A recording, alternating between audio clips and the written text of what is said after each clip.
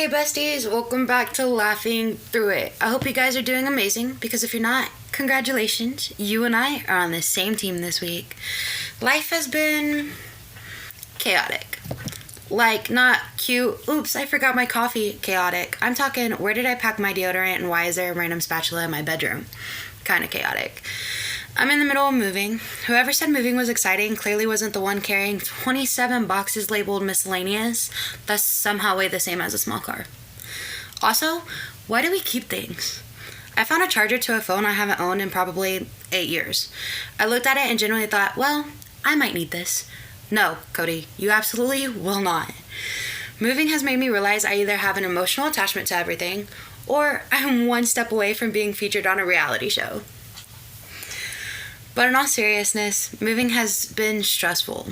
Not just because it's physically exhausting, but because it messes with your emotions too. You're packing up memories, you're closing one chapter while trying to get excited about the next one. You're making 100 decisions every single day, and by the end of it, your brain is just done. I swear someone asked me what I wanted for dinner the other day, and I almost cried because I couldn't make one more decision. Can someone just hand me chicken nuggets and tell me where to sit? That's all I need. But through all of this, one thing has become incredibly clear. I have amazing people in my life. My friends have checked on me, my family has helped me, people have shown up when they didn't have to, and that's something I never want to take for granted. Life gets busy, and sometimes we forget to tell the people we love that we appreciate them. So, if you're one of those people, thank you. Seriously. Thank you for reminding me that I don't have to carry everything by myself. Sometimes strength isn't proving you can do it alone. Sometimes strength is letting someone grab one of the heavy boxes. And honestly, those people have made this whole process a lot easier. Now, let's talk about confidence, because I feel like every few episodes we come back to this topic, and every time I have something new to learn. I wish I could sit here and tell you that confidence magically showed up one day, unpacked my boxes, folded my laundry, paid my bills, and told me I looked hot every morning.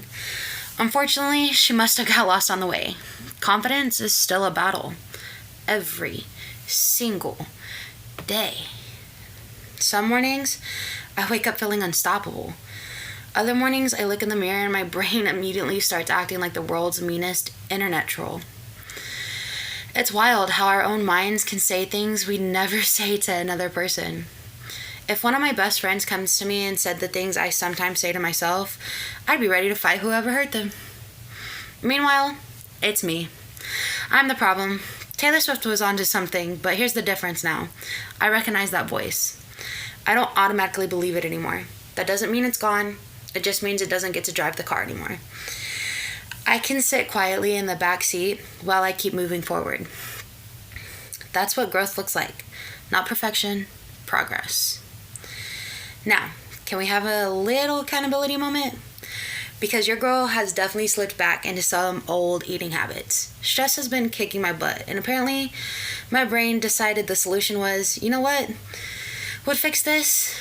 Convenience. No, it wouldn't. But that's what happens sometimes. Life gets overwhelming, schedules get crazy, you're exhausted, you're surrounded by boxes. Next thing you know, you're grabbing whatever is fast because cooking feels like climbing Mount Everest. I've caught myself saying, I'll start tomorrow.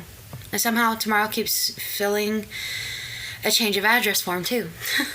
The thing is, I've been here before. I know what works and I know what doesn't. So instead of pretending everything's perfect, I wanted to be honest with you guys. Because if I'm asking you to give yourself grace, I have to give it to myself too. I'm not starting over, I'm starting again. There's a difference. Starting over makes it sound like I lost all my progress. I didn't. I still know what healthy habits look like. I still know how to build routines. I still know I'm capable. I just have to get back into them. One thing I've learned is that stress doesn't just test your patience. Stress doesn't just test your patience. It tests your habits. When life gets hard, we usually fall back on whatever's familiar. Sometimes that's a healthy routine. Sometimes it's the exact habit we've been trying to leave behind. And that's okay to admit. Because healing isn't about never slipping. Healing is about catching yourself before the slide becomes a free fall. It's saying, okay, I messed up. Now what? Not, I messed up, so I quit. There's a huge difference. I think that's what this whole season of life has been teaching me. Growth isn't linear. Confidence isn't linear. Weight loss definitely is not linear. Life isn't linear. Some weeks you feel like you've got everything together. Other weeks you're eating dinner with a plastic fork because you accidentally packed all your silverware. Ask me how I know. The point is, none of that means you're failing.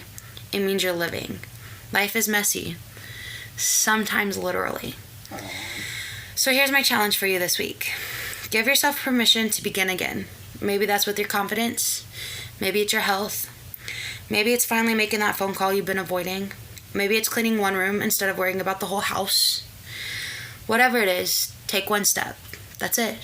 That's all I'm asking. Take one step. You don't have to have the entire staircase figured out.